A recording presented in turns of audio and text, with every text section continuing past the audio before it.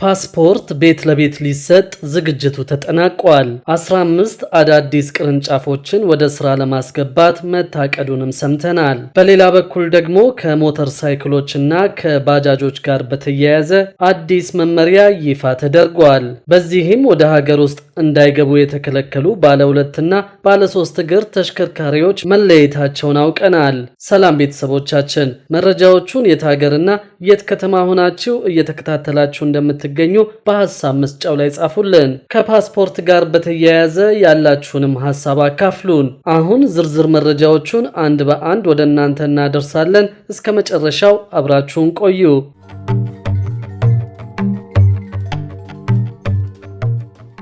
ፓስፖርት ቤት ለቤት ሊሰጥ ዝግጅቱ ተጠናቋል። 15 አዳዲስ ቅርንጫፎችን ወደ ስራ ለማስገባት መታቀዱንም ሰምተናል። የኢሚግሬሽንና ዜግነት አገልግሎት ከዚህ በፊት ይሰጥበት በነበረው አሰራር በቀን ከ7 እስከ 8000 ሰዎች ቅርንጫፎችን ጨምሮ ያስተናግድ የነበረ ሲሆን የተገልጋዮችን ቁጥር ለማሳደግም አዳዲስ ቅርንጫፎችን እንደሚከፍት አስታውቋል። አዲሱን የኢፓስፖርት አገልግሎት ለመስጠት በክልሎች 11 በአዲስ አበባ ከተማ ደግሞ 4 የሚሆኑ አዳዲስ ቅርንጫፎችን ወደ ስራ ሊያስገባ መሆኑን የአገልግሎቱ የፓስፖርት አገልግሎት ዳይሬክቶሬት ዳይሬክተር ሙሉጌታ ታደሰ ገልጸዋል። አገልግሎት መስሪያ ቤቱ አዳዲሶቹን ቅርንጫፎች ሲከፍት በአጠቃላይ የሚኖሩት ቅርንጫፎች 26 እንደሚሆኑ ነው ዳይሬክተሩ የተናገሩት። በዚህም በክልሎች የሚገኙ ቅርንጫፎች ሁሉም የኢፓስፖርት አገልግሎት እንዲጀምሩ ዝግጅት መጠናቀቁን ጠቁመዋል። ለአቅመ ደካሞችና ወደ ተቋሙ መጣው አገልግሎት ማግኘት ለማይችሉ ተገልጋዮች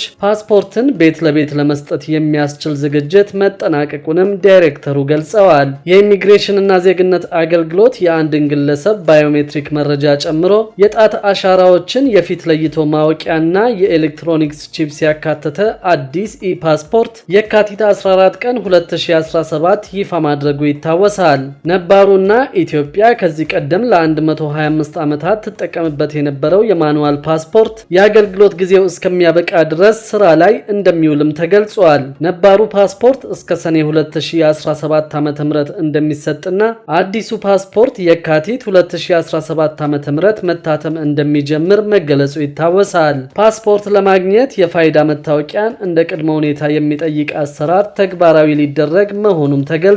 በዚህም ከሰኔ 1 ቀን 2017 ዓ.ም ጀምሮ ፓስፖርት ለማግኘት የፋይዳ መታወቂያን እንደ ቅድመ ሁኔታ የሚጠይቅ አሰራር ተግባራዊ እንደሚደረግ የኢሚግሬሽን እና ዜግነት አገልግሎት አስታውቀዋል። ከፓስፖርት ጋር በተያያዘ ከፍተኛ ሙስና እየተፈጸመ መሆኑን መዘገባችን ይታወሳል። የኢሚግሬሽን እና ዜግነት አገልግሎት ከተቋሙ ግቢ ውጭ ያሉ አካላትና የኢሚግሬሽን ሰራተኞች ተመሳጥረው ለአስቸኳይ ፓስፖርት እስከ 35000 ብር እያስከፈሉ መሆኑ ታውቋል። በዚህ ጉዳይ ላይ ግን ተቋሙ እስካሁን ድረስ ምንም ያለው ነገር የለም። በሌላ በኩል ደግሞ ከሞተር ሳይክሎች እና ከባጃጆች ጋር በተያያዘ አዲስ መመሪያ ይፋ ተደርጓል። በዚህም በነዳጅ የሚሰሩ ባለ 2ና ባለ 3 እግር ተሽከርካሪዎች ወደ ሀገር ውስጥ እንዳይገቡ መወሰኑ ታውቋል። በነዳጅ የሚሰሩ ባለ 2ና ባለ 3 እግር ተሽከርካሪዎች ወደ ሀገር ውስጥ እንዳይገቡ መወሰኑን የትራንስፖርትና ሎጂስቲክስ ሚኒስቴር አስታውቋል። በተለምዶ ባጃጅ የሚባሉት ባለ 3 እግር ተሽከርካሪዎችና ባለ 2 እግር ሞተር ብስክሌቶች ወደ ሀገር ውስጥ ማስገባት እንደማይቻል የትራንስፖርትና ሎጂስቲክስ ሚኒስትር ዴታ አቶ በሮ ሐሰን ተናግረዋል። ኢትዮጵያ በየዓመቱ ለነዳጅ እስከ 6 ቢሊዮን ዶላር እንደምታወጣ የተናገሩት አቶ በሮ በታዳሽ ኃይል ላይ ያለንን እምቅ አቅም ተጠቅመን ከውጭ ከሚገባው ደረጃውን ያልጠበቀ ነዳጅ ላይ ጥገኛ ከመሆንና አብሮት ከሚመጣው አዙሪት ውስጥ ላለመግባት በኤሌክትሪክ የሚሰሩ ተሽከርካሪዎችን እንደ አማራጭ መውሰድ አለብን ብለዋል። ለዚህም ፖሊሲዎች፣ የማስፈጸሚያ ስልቶችና የፖሊሲ ማዕቀፎች መዘርጋታቸውን የገለጹት ሚኒስትር ዴታው በኤሌክትሪክ የሚሰሩ ተሽከርካሪዎችን በሀገር ውስጥ የማምረትና የመገጣጠም ስራ ተጠናክሮ ሊቀጥል እንደሚገባ አክለዋል። በተለይም የተሽከርካሪዎችን ባትሪ ለማምረት እንደ ሊቲየም፣ ሊድ አዮንና ሌሎች የተፈጥሮ ሀብቶች በሀገር ውስጥ ስላሉ ቴክኖሎጂዎችን በመጠቀም የሀገር ውስጥ ምርቶችን ማሳደግ ተገቢ መሆኑን ገልጸዋል። የነዳጅ ተሽከርካሪዎች በር ስለተዘጋ የኤሌክትሪክ ተሽከርካሪዎች ፍላጎት በእጅጉ ስለሚጨምር አምራቾች በሚፈለገው ልክ ማምረት እንዳለባቸው አሳስበዋል። ለዚህ ለዚህም ደግሞ መንግስት ከካርቦን ፋይናንስ ጀምሮ በፋይናንስና ከፋይናንስ ውጭ ላሉ ችግሮች ምላሽ ለመስጠት ዝግጁ መሆኑን ገልጸዋል። በብሔራዊ ምክር ቤት የወጣውን የአየር ብክለትና የድምጽ ብክለትን ለመቆጣጠር የወጣውን አስገዳጅ ህግ ለማስፈጸም መሰል ተሽከርካሪዎችን በስፋት ማምረት እንደሚያስፈልግም አቶ በሮ ጠቁመዋል። ኢትዮጵያ የአየር ብክለትን ለመከላከል ከምታከናውናቸው ስራዎች አንዱ የአረንጓዴ ልማትን ማረጋገጥ መሆኑን የተናገሩት የኢንዱስትሪ ሚኒስትር ዴታ አቶ ታረቀኝ ቡሉልታ ናቸው። ለዚህም በካይ ጋዝን ወደ አየር የሚለቁ ተሽከርካሪዎችን ወደ ኤሌክትሪክ የመቀየር ስትራቴጂ ተጠናክሮ መቀጠሉን ተናግረዋል። በኤሌክትሪክ የሚሰሩ ተሽከርካሪዎች የአየር ብክለትን ከመቀነስ ባሻገር በነዳጅ ከሚሰሩ ተሽከርካሪዎች ጋር ሲነጻጸሩ የጥገና ወጪያቸው አነስተኛ መሆኑን የተናገሩት አቶ ታረቀኝ ለዚህም መንግስት ለአምራች ኢንዱስትሪዎች በተሻለ ከፍተኛ ድጋፍ ማድረጉን ገልጸዋል። በሌላ በኩል ደግሞ የቤቶች ቀውስ እየተባባሰ በመምጣቱ ብሔራዊ የቤቶች ባንክ በአስቸኳይ እንዲቋቋም ጥሪ ተላልፈዋል። በኢትዮጵያ እየተባባሰ የመጣው የቤቶች እጥረት አሳሳቢ ደረጃ ላይ በመድረሱ የህግ አውጪዎችና የዘርፉ ባለሙያዎች በአስቸኳይ ብሔራዊ የቤቶች ባንክ እንዲቋቋምና ስራ እንዲጀምር አሳስበዋል። የታቀደው ተቋም በሚሊዮን ለሚቆጠሩ ኢትዮጵያውያን ተመጣጣኝ ዋጋ ያላቸውን ቤቶች ለማግኘት ዘላቂ የፋይናንስ መፍትሄ ለመስጠት ወሳኝ እርምጃ እንደሆነ ተገልጿል። በፈረንጆቹ 2037 የኢትዮጵያ የከተማ ነዋሪዎች ቁጥር ከ42 ሚሊዮን በላይ እንደሚሆን የሚገመት ሲሆን በዚህም ምክንያት ለአዳዲስ ቤቶች ያለው ፍላጎት ከፍተኛ ደረጃ ላይ ደርሷል።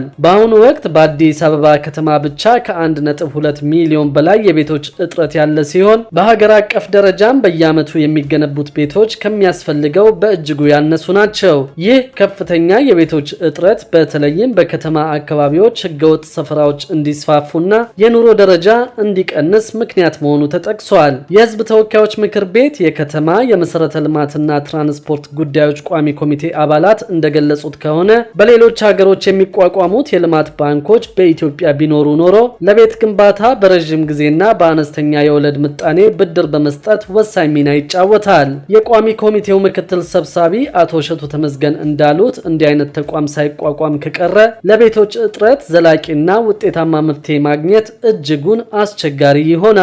የከተማና መሰረተ ልማት ሚኒስቴርም ይህንን ጉዳይ ከፍተኛ ትኩረት በመስጠት በአፋጣኝ ወደ ትግበራ እንዲገባ አሳስበዋል። ባለሙያዎች እንደሚናገሩት ከሆነ በአሁኑ ወቅት ጥቂት የግል የፋይናንስ ተቋማትና የቁጠባና ብድር ህብረት ስራ ማህበራት የሚሰጡት ውስን የቤት መግዣ የገንዘብ ድጋፍ አሁን ላለውና ለወደፊቱም ለሚኖረው ከፍተኛ የህዝብ ቁጥር ፍላጎት በቂ አይደለም። የከተማና መሰረተ ልማት ሚኒስትር ወይዘሮ ጫልቱ ሳኒ እንዳሉት ደግሞ ባለፉት 9 ወራት በመንግስትና በግል ዘርፍ የተገነቡ ቤቶች ቁጥር ቢጨምርም ለባለሙያዎች ግን እነዚህ ስኬቶች አሁንም በቂ ሆነው አልተገኙም። የፋይናንስ እንቅፋቶችን ለመቅረፍ መንግስት የተወሰነ በጀት መድቦ የቤት ፋይናንስን ለማሻሻል ረቂቅ የህግ ማዕቀፍ አዘጋጅቷል። የኢንዱስትሪ ባለሙያዎች እንደሚሉት ብሔራዊ የቤቶች ባንክ መቋቋም የረዥም ጊዜና ተመጣጣኝ ዋጋ ያላቸውን ብድሮች በማቅረብ የቤቶች ዘርፍን ሊለውጠው ይችላል። ከዚህ በተጨማሪም ተመጣጣኝ የፋይናንስ አቅርቦት በኢትዮጵያ የቤቶች ገበያ ውስጥ የጎደለው ቁልፍ ነገር መሆኑ ተጠቅሷል። በሌላ በኩል ደግሞ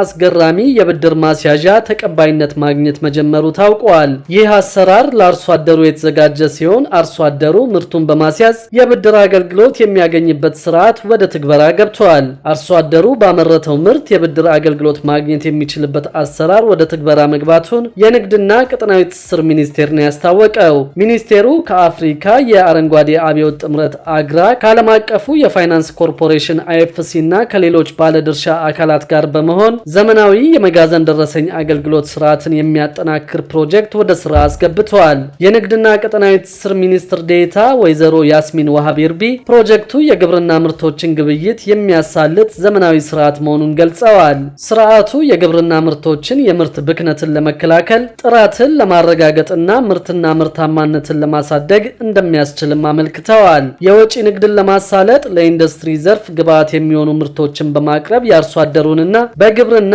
እሴት ሰንሰለት ላይ የተሰማሩ የዘርፉ ተዋንያንን ውጤታማና አቅም የሚያሳድግ ነው ብለዋል። የመጋዘን ደረሰኝ አገልግሎት ስርዓቱ አርሶ አደሩ ምርቱን ማስያዣ አድርጎ የብድር አገልግሎት እንዲያገኝ የሚያስችል መሆኑን ገልጸው ይህ አገልግሎት አርሶ አደሩ ያመረተው ምርት በተሻለ ዋጋ ለገበያ እንዲያቀርብ የሚያስችል መሆኑን አንስተዋል። ፕሮጀክቱ ለ2 ዓመታት እንደሚቆይ ከንግድና ቀጠናዊ ትስስር ሚኒስቴር የተገኘው መረጃ ያመለክታል። ክቡራትና ክቡራን የአዲስ ቢዝነስ የዩቲዩብ ቻናል ተከታታዮቻችን ይህንን ቻናል ሰብስክራይብ ሳታደርጉ የምትከታተሉ ከሆነ ቢዝነስና ሌሎች ተያያዥ ጉዳዮችን በተመለከተ አዳዲስ መረጃ ለማግኘት የዩቲዩብ ቻናሉን ሰብስክራይብ በማድረግ ቤተሰብ እንድትሆኑም በትህትና እንጠይቃለን።